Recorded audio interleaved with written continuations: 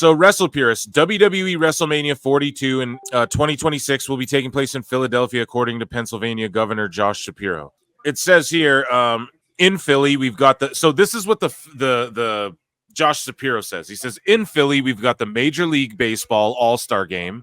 We got the FIFA World Cup. We got WrestleMania. We got a little golf action, the PGA Championship. And if you go over to Pittsburgh, we've got the NFL Draft and a lot more cool stuff happening all across Pennsylvania in the year 2026.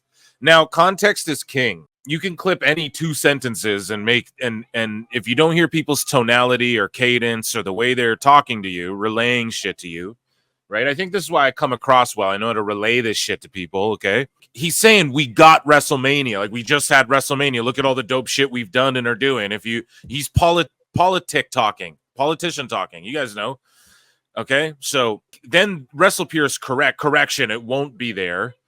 And then WrestleVotes comes out and goes, regarding the WrestleMania 42 Philadelphia rumors, all these sheets just ran with this. Meanwhile, the reason I bring this to the show, folks, is because Ibu is WrestlePurists, no? And I don't know if he's the whole entity or he owns it or he's just the editor. I don't know if he breaks shit himself, but he will go on fucking podcasts or he'll do this and he'll be like, stupid people will tell you AEW is not successful because this, and stupid people will tell you WWE. Yeah, I can fucking book NXT better than HBK. Blah, blah, blah, blah, blah. He says all this shit like he's just smarter, superior. This is the elitist gatekeeper mentality. This is what we're highlighting, right, folks? We go through this, right? It's a journey here. PWT, I've been taking you on this. You guys know what I'm saying now. These guys are gatekeepers. Another guy with one of these elitist, you're all fucking dumb attitudes, right?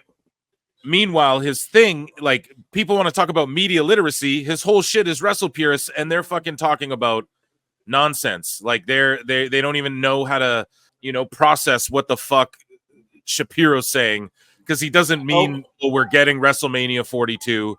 And then everybody who actually fact checks, so of course they just run with a headline, and nobody fact checks this shit until after the headlines already ran. Everybody's posting it. And it's like, you want an update? I don't even want an update on this. So here's an update.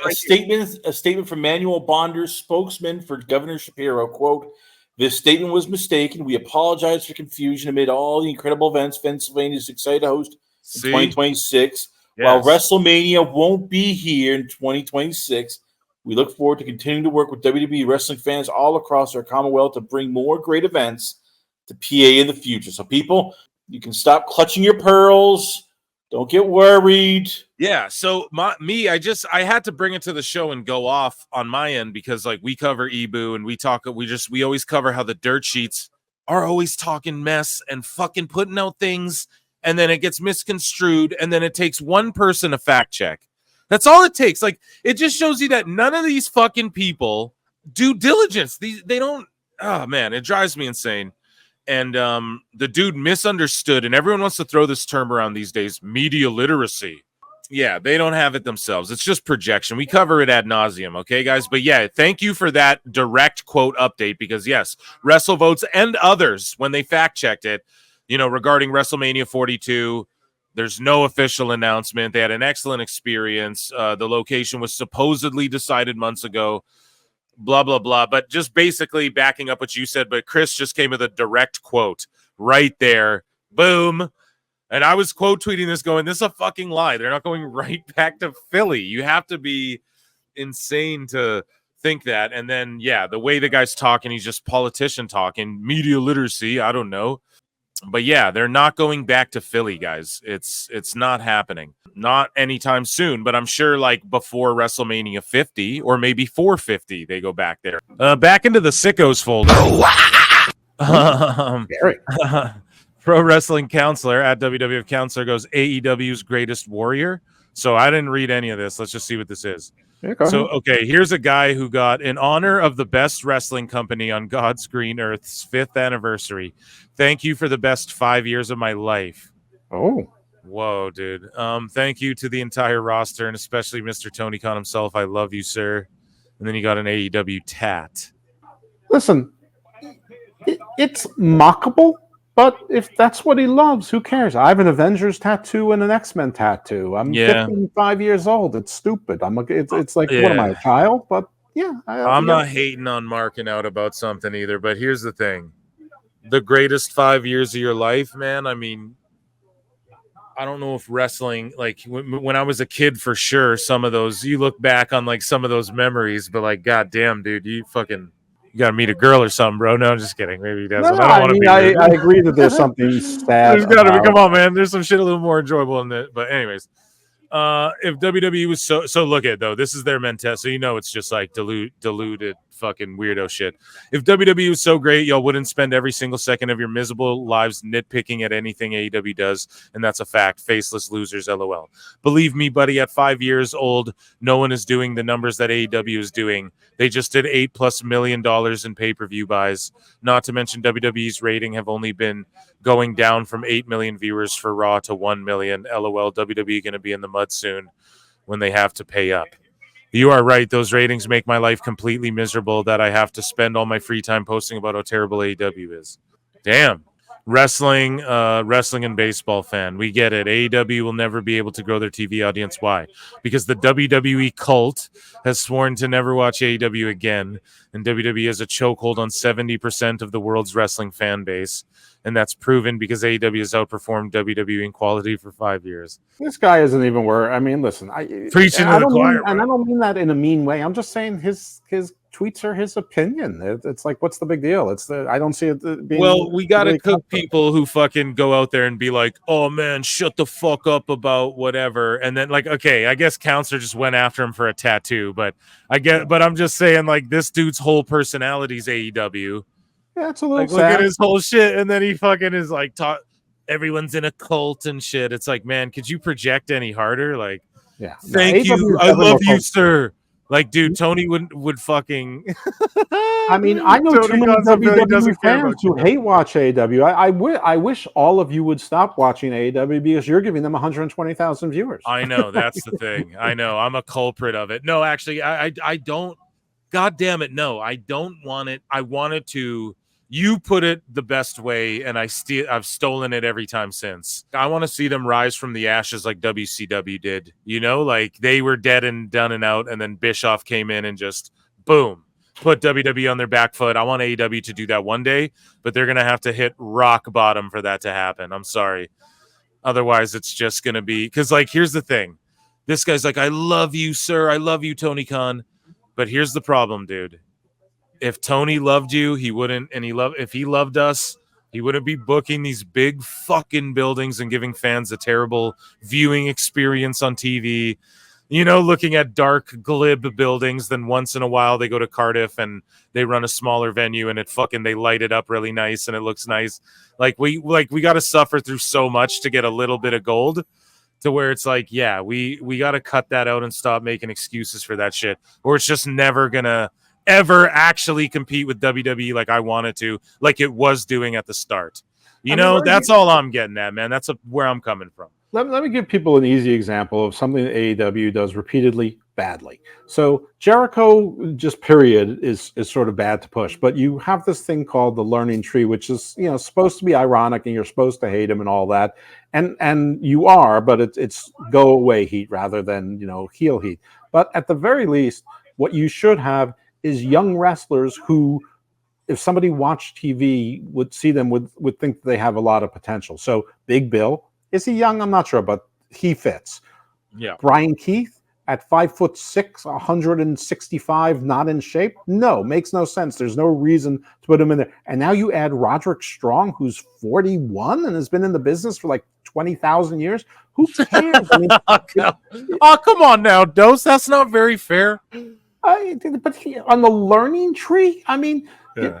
Put Top Flight there or something. At least yes, I know. People who have potential, and I'm sure that there's 1,000 other people on that well, probably 100 other people on that roster that fit the bill, that would benefit more. I mean, it's like putting Lance Archer on the learning tree. Now, listen, putting Lance Archer and Big Bill and doing your version of the Skyscrapers, I'm all about that. But they would move to the Young Bucks, so While we're on the topic of AEW and they're running ads here in for WWE, Mercedes Moné confirms she plans to release a music album. And I quote tweeted it and said, LOL, of course. And not to shit on anyone's parade, but what are the odds What are the odds it's good music? And although Monet may be talented in the ring, she will never be as talented as the PWT universe's favorite, Becca Forever. It's Becca, bitch. I'm a pop star. I'm a pop bad ones. If you wanna ride, hot Bugatti fame on. I ain't gotta try. Pack it up and move on. Hunter on the rise, loading up a bow gun. You can see me in the streets with my rays on. I'd be like, dating ain't for me, but he's handsome. How do you see a couple guys at the same time? I've been trying to figure out the name of my star sign. I feel it in the beat like, do you wanna hang out? No. You can catch me at the basement show, like a Malo when I say so. I'm a pop star, I'm a pop bad ones. If you wanna ride, a Bugatti fame on. I ain't gotta. Yeah, Becca Forever with another banger. Of course, indie wrestler Becca. Of course. Yes. How do you Dose, is that your cup of tea or what? Do you think Monet will live up to the standard, the bar set? I've already pre-ordered 7 copies, so I cousin Snoop might be on there, so I don't know. Well, here's the thing: people are saying Snoop will be on there. Well, yeah, dude, he did a feature with he's done a feature with like Corey Feldman and stuff. You know what I mean? He'll do songs with anybody. So sure. I don't know, man. Mercedes Monet is gonna drop an album, and yeah, it should be interesting. I bet Snoop will be on it. I bet Swerve will be on it. I bet maybe some people she works with now, or who knows. But what, you think she's gonna let anybody share any spotlight with her from me? No, you think she's gonna go solo dolo on every song or what? I mean, I think Snoop and like she might have like real like musical artists, but she's not letting Swerve or anyone else on there. Soraya, Britt Baker, no. She'll go with real stars because she wants to think she's a real star. She's not gonna let any wrestlers. She's not gonna slum with any wrestlers on her big multi-platinum album, on her multi-platinum joint. Multi-platinum joint. She doesn't need any West Side Gun or Rick Ross from my generation. She's gotten. So I talked about this earlier in the show, Dose. What are your thoughts? Like WrestlePurists, they just go out there and completely misunderstand what Shapiro's saying over there in Philly, and they're like, "Yeah, we got WrestleMania here and shit," and they're just like, "WrestleMania is coming here in 2026," and then the dirt sheets just run with it, and then finally people do diligence, they find out it's not actually going to be there, and then fucking Chris Connor, he was on the show earlier, and he read us a statement made from the office, the dude's office and shit, I'm pretty sure, being like, yeah, no, WrestleMania is not coming here in 2026. He was just touting that WrestleMania was there, that Philadelphia got X, Y, and Z, not in the future, but had. I mean, it's crazy. Listen, WrestlePurist does 2 things. They either get things wrong themselves, or they just regurgitate things the Meltzer said, and who gets things wrong, at least 82% of the time? At least, bro. What do you mean? More than that. So Thieful select cronies add contract tampering speculation to an already cooked up story of Meltzer. Right. So here's Miss Kate Fabe of Fightful going, assuming reports are true, it's so very funny that WWE was willing to contract tamper to get Swerve back. Why would they be true, bro? That's some shit Meltzer invented. Right. But now we're saying that he's mightily overpaid. Who said that Meltzer invented he was mightily overpaid, and they never contract tampered. Swerve was released with all of Hit Row, and then fucking WWE went, no, we want to hire you guys all back. And all of them got hired back, and they reached out to Swerve like they reached out to all of them, but Swerve had already signed away to AEW. And then they get accused of contract tampering. And also it's carny fucking wrestling. It happens everywhere. Who gives a fuck? Tony Khan does it too. So what are we calling him? Kate's tweet today about how AEW is willing to contract tamper with Kevin Owens. If we're going to believe this nonsense, I mean, at least believe it both ways. Exactly. But no, there's no tweet about that. And now they go, now they're saying he's mightily overpaid. No, they're not saying that. Meltzer's saying that. A made-up story again, and they just don't want to match his fucking money because they are paying him too high. Probably like for if you want to go numbers to numbers, are they paying him too high for, I don't know. Good for him. I'm not going to be like, no, he shouldn't get paid that much. But like for what the fuck he's done, if Diesel was a flop, Swerve's a flop.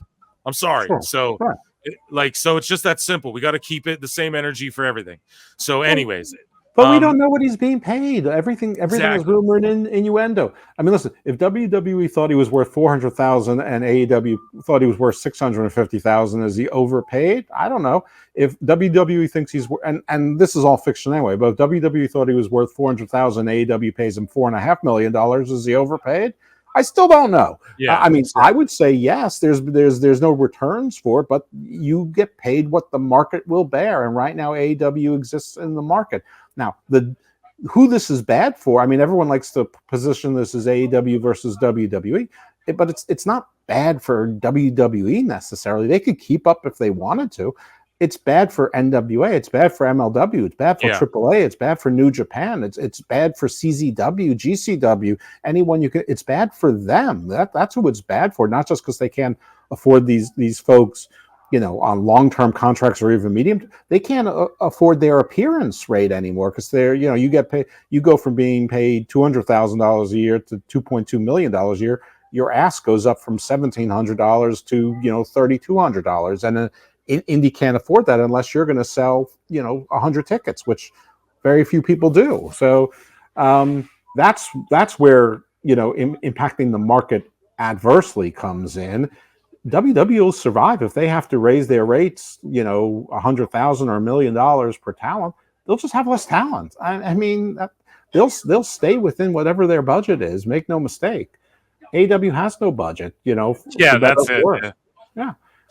So she goes on to say, especially because his stock has only risen since then. Maybe Swerve's stock has risen, but there's no measurable way, how.